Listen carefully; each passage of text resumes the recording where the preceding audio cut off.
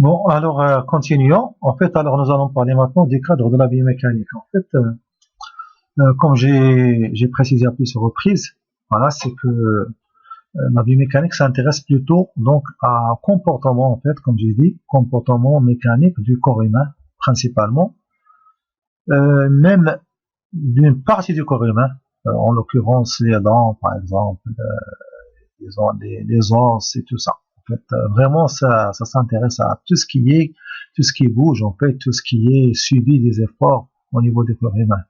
Alors en fait, généralement on commence par l'analyse cinématique, puis après modélisation donc du corps humain. Et donc c'est pour justement avoir une étude cinématique des mouvements.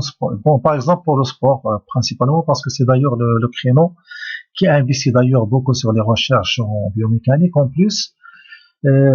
C'est un créneau dans lequel on va vers l'extrême, comme on dit. C'est-à-dire c'est là où on a les efforts les plus grands, on a les mouvements les plus sévères, je dirais par exemple, ou bien on a les mouvements les plus complexes, c'est le sport. Donc c'est pour cela qu'on s'intéresse beaucoup au sport. Et donc on fait beaucoup d'études. Alors si c'est vrai pour le sport, il est vrai pour ce qui est standard en général. Alors ça c'est tout simplement, c'est juste ça, alors cette image-là. Alors juste à titre d'exemple, c'est une prise tout simplement par des caméras, comme on dit, caméras qui enregistrent le mouvement. Alors vous savez bien qu'il y a actuellement des caméras qui peuvent enregistrer rien que le mouvement du corps humain. Alors en mettant tout simplement des capteurs. Alors ça, ce sont des capteurs. Tout ce que vous voyez là en bleu, vert, jaune et tout ça, ce sont des capteurs qu'on met sur les points particuliers au corps. Voilà.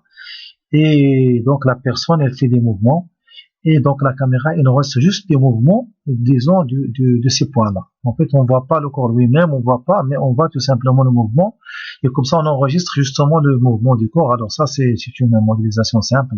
C'est un sportif qui lance un javelot. Le javelot, vous le connaissez bien, c'est tout simplement une flèche que l'on lance avec un poids qu'on lance au maximum, sur une distance maximum. Voilà. En fait, donc c'est pour cela qu'on étudie un peu ça pour savoir quelles sont les forces les plus importantes et qui sont donc les plus qui affectent beaucoup plus le corps humain et en l'occurrence les parties du corps humain. Alors voilà par exemple ici c'est ce qu'on appelle la biomécanique du sport. C'est en fait comment améliorer le geste et les performances d'un sportif. Alors là, regardez par exemple, ici dans la salle, on met un sportif, on lui met faire des capteurs un peu partout, des mesures, on mesure un peu tout ce qui va avec, et on essaie donc de faire un modèle 3D. Donc ça, c'est un modèle qui permet justement de faire le mouvement, et c'est grâce à ça qu'on a par exemple les machines que vous connaissez d'ailleurs. Ce sont des machines de sport que vous connaissez, qu'on trouve sur les salles de sport, et comme ça qu'on fait la conception. Ça fait partie aussi, c'est une partie très importante. Et c'est une partie qui est intégrante de la biomécanique, c'est la conception justement des outils ou bien des choses qui vont pour le corps humain, pour l'humain, notamment les chaussures, par exemple, les vêtements, par exemple le matériel tel que les raquettes, les casques, les skis, tout ça. Donc les bicyclettes, par exemple, et puis les machines là qui font le sport et tout ça, ça fait partie justement de l'humain. Alors c'est comme ça qu'on fait. En général, on fait des études d'abord sur le mouvement du corps humain lui-même, on connaît quelles sont ses limites, on connaît quels sont les efforts, on connaît tout avant de se lancer sur le voilà. Donc